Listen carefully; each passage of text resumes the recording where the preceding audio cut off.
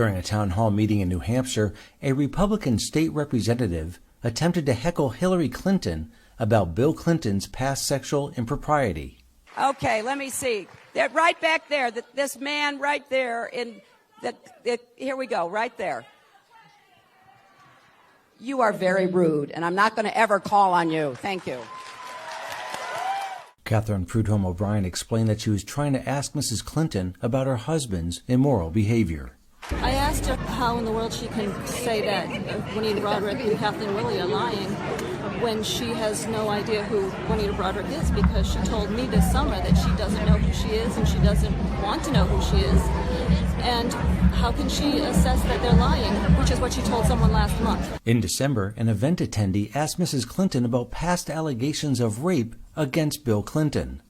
But would you say that about Juanita Broaddrick, Kathleen Willey, and or Paula Jones? Should we believe them as well? Well, I would say that everybody should be believed at first until they are disbelieved based on evidence. Representative O'Brien said she switched political parties because of the hypocrisy of the Democrats. I was a Democrat. I became a Republican because of this, because of what I saw happen in the Clinton years. That this was the hypocrisy of the so-called women that fight for women. It was the height of hypocrisy. Hillary Clinton rolled out a plan to address sexual assault in 2015, saying that rape victims have the right to be believed. I want to send a message to every survivor of sexual assault. Don't let anyone silence your voice. You have a right to be heard, and you have a right to be believed. We're with you.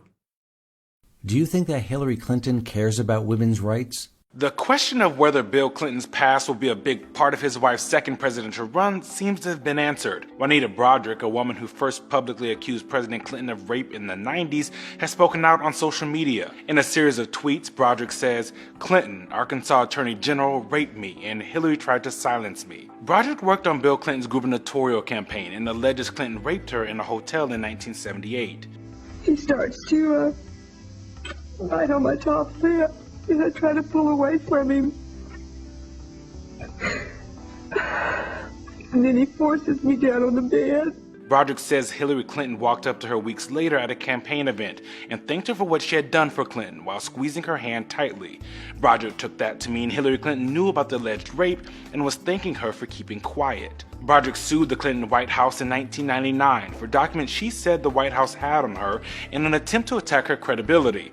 That suit was dismissed in 2000 for a lack of factual support. Hillary Clinton has recently faced questions on the campaign trail about Broaddrick and other women who claim her husband sexually assaulted them on multiple occasions. Say that all rape victims should be believed, but would you say that about Juanita Broaddrick, Kathleen Willey, and or Paula Jones? Should we believe them as well? Well, I would say that everybody should be believed at first until they are disbelieved based on evidence. Neither of the Clintons have directly addressed Broaddrick's allegations. For Newsy, I'm Eugene Daniels. Under the watch of former Secretary of State Hillary Clinton, diplomatic security agents in Lebanon sexually attacked guards, State Department contractors in Baghdad bought drugs from an underground drug ring, and Clinton's own security agents, while abroad, routinely solicited prostitutes, taking the call girls back to the same hotel their boss, Hillary Clinton, was staying in. One wonders whether Clinton and her so-called advisor, Huma Abedin, who never leaves her side, joined in the little parties. But this is only the beginning of the sexual escapades in Hillary Clinton's State Department. Ambassador to Belgium Howard Gutman routinely ditched his security detail in Brussels and solicited prostitutes, including minors. The initial suppressed Inspector General report charged Gutman with pedophilia, sex with children.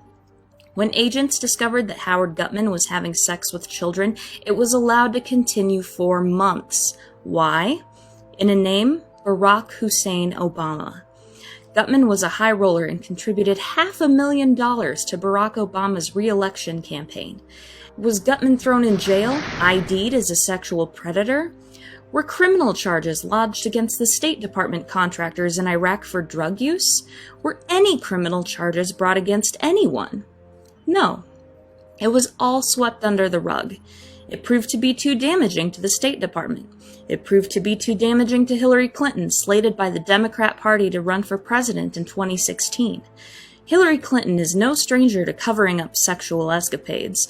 Her husband's indiscretions in the Oval Office involving a blue dress and cigars with Monica Lewinsky were pushed down the rabbit hole by Hillary Clinton's damage control team, sidetracking the country into thinking a, quote, vast right-wing conspiracy, unquote, was to blame for the behavior of her psychopathic sexual predator husband, Bill Clinton. The great story here, for anybody willing to find it and write about it and explain it, is this vast right-wing conspiracy that has been conspiring against my husband since the day he announced for president. But for Hillary Clinton to cover up sexual attacks, prostitution, drugs, for her to cover up sex with children, she has sunk to a new low.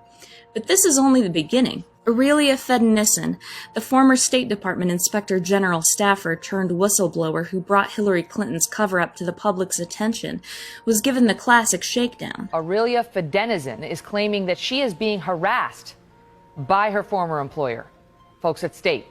She says federal law enforcement agents have come to her house, harassed her children, and are trying to bully her into silence.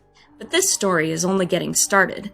Remember Watergate? It all started when a group of Nixon's thugs broke into the Watergate office complex in order to bug the Democrat headquarters, in order to photograph confidential documents. Guess what happened to the law firm Schulman and Matthias, the attorneys representing Aurelia Fedenissen?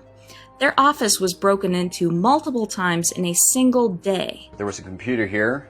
The computer is gone.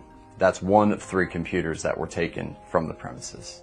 The video shows the pair of prowlers calmly leaving the building, seemingly with no worries about being spotted. Somebody jokingly said it's Schulman-Matthias gate because maybe the door was rigged to stay open so they can get in after hours. Schulman represents 2 people who filed whistleblower complaints against the State Department, charging higher level senior officials in the Department of State have interfered with criminal investigations at a lower level. Welcome to the beginnings of a new Nixonian administration headed by Hillary Rodham Clinton, set to begin in January of 2017.